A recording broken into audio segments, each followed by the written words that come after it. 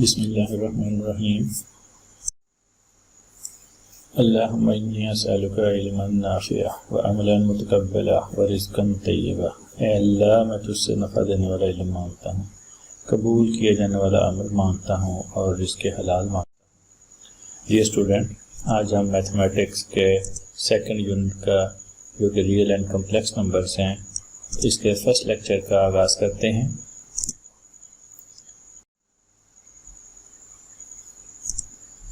Real and complex number. In this unit, we shall discuss real numbers and complex numbers, including their properties, the basic operations of addition, subtraction, multiplication, and division on complex numbers will also be discussed in this unit. So, we have to get first real numbers concept. Before giving the concept of real numbers, we recall the following sets. Natural numbers. The numbers 1, 2, 3 which we use for the counting certain objects are called natural numbers or positive integer. The set of natural number is denoted by n, that is n is equal to 1, 2, 3 and so on. Whole number, if we include 0 in the set of natural numbers, the resulting set is the set of whole numbers denoted by w, that is w is equal to 0, 1, 2, 3 so on. And what is integers? The set of integers consists of positive integers 1, 2, 3 and negative integers -1, -2, -3, and is denoted by z, that is z is equal to 0, 1, 2, 3 and so on, and -1, -2, -3 so on. And what is rational numbers? The numbers of the form p over q, where p, q are integers and q is not 0, are called rational numbers. The set of rational number is denoted by q. For example, 4 over 5, 1 over 4, etc. are called rational numbers. And what is irrational numbers? The numbers which cannot be expressed as quotient of integers are called irrational numbers. The set of irrational number is denoted by q dash. For example, under root 2, under root 3, under root 5, pi and e are called irrational numbers. Now we are able to get the concept of real numbers. The union of set of irrational numbers and rational numbers is known as the set of real numbers. It is denoted by r, that is r is equal to q union q dash, mean union of rational and irrational number. Here q and q are both subsets of r, and q and q dash का intersection जो है ये always empty set आएगा.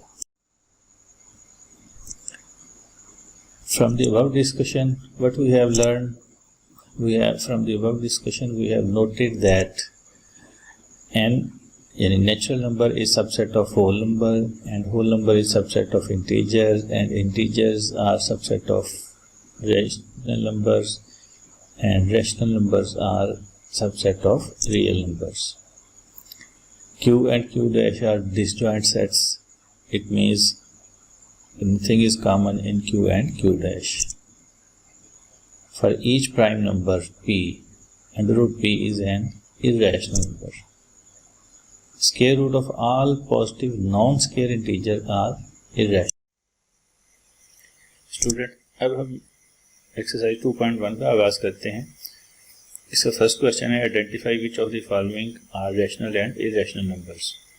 First part is under root 3, which is irrational, and second is 1 over 6, which is rational. Third is pi, this is irrational. Fourth, 15 over 2, rational. 5, 7.25 rational. अगर हम इसको 7.25 को convert करेंगे फ्रैक्शन में, तो ये 725 over 100 होगा, जो कि p over q की फॉर्म में, इसलिए ये रैशनल है. और 6 है under root 29, this is irrational. Second question है, convert the following fractions into decimal fractions. ये काम हम डिवीजन से करेंगे, और डिवीजन में 17 को 25 से डिवाइड करेंगे तो हमें रिजल्ट मिल रहा है 0.68. सो 17/25 is a fraction while 0.68 is decimal fraction. This is the first part, and second part is 19/4, and 19/4 fraction is when converted. This is 4.75 in decimal. How it is converted? 19 is divided by 4. और division जो है ये आप अच्छी तरह जानते हैं और ये आपके सामने भी है इस वक्त. और इसका नेक्स्ट पार्ट है क्वेश्चन 2 का 205/18.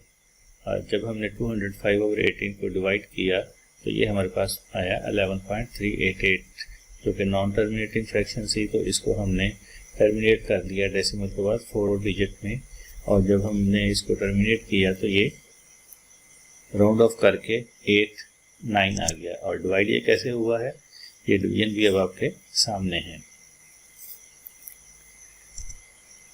फिफ्थ पार्ट है 5/8. और 5/8 को जब हमने डिवाइड किया, कन्वर्ट किया डेसिमल फ्रैक्शन में, तो ये हमारे पास 0.625 आया. और ये डिवीजन कैसे हुई है, बिल्कुल डिवीजन का आप अमल आप जानते हैं. ये स्टूडेंट्स, नेक्स्ट क्वेश्चन हमारा which of the following statements are true and which are false. The first statement is 2/3 is an irrational number. This is false. What is the reason of false? जी, as in P/Q form, so a rational number. 2/3 जो है P/Q की form में है, तो ये एक rational number है. इरेशनल तो नहीं हम इसे कह सकते. Second, pi is an irrational number. बिल्कुल ठीक है, ये ट्रू है. 1/9 is a terminating fraction. This is false. क्यों फॉल्स है कि 1/9 जब हम फाइंड करते हैं डेसिमल में तो ये 0.11 और ये सो ऑन चलता रहता है, तो इसलिए ये टर्मिनेटिंग नहीं है, नॉन टर्मिनेटिंग फ्रैक्शन है, इस वजह से ये फॉल्स है. फोर्थ है 3/4 इज ए टर्मिनेटिंग फ्रैक्शन. ये ट्रू है. फिफ्थ है 4/5 इज ए रिकरिंग फ्रैक्शन. ये फॉल्स है. इसकी वजह क्या है कि जब हमने 4 को 5 पे डिवाइड किया तो हमें 0.8 जो कि एक टर्मिनेटिंग फ्रैक्शन है. तो टर्मिनेटेड फ्रैक्शन जो है ये रिकरिंग नहीं होती, नॉन टर्मिनेटिंग हो सकती है. तो ये चूँकि है ही टर्मिनेटिंग, इसलिए ये फॉल्स है. स्टूडेंट्स, उम्मीद है कि आपको ये क्वेश्चन समझ आए होंगे. और अब आपने क्या करना है, आपने इनको अच्छी तरह प्रैक्टिस करना है सब क्वेश्चंस को. और इसमें जो हम क्वेश्चन नहीं कर सके, अब आपका योर टास्क ये है कि इन जो रिमेनिंग पार्ट्स हैं इनको सॉल्व करना है, जो क्वेश्चन नंबर 2 के पार्ट 3 एंड 6 हैं.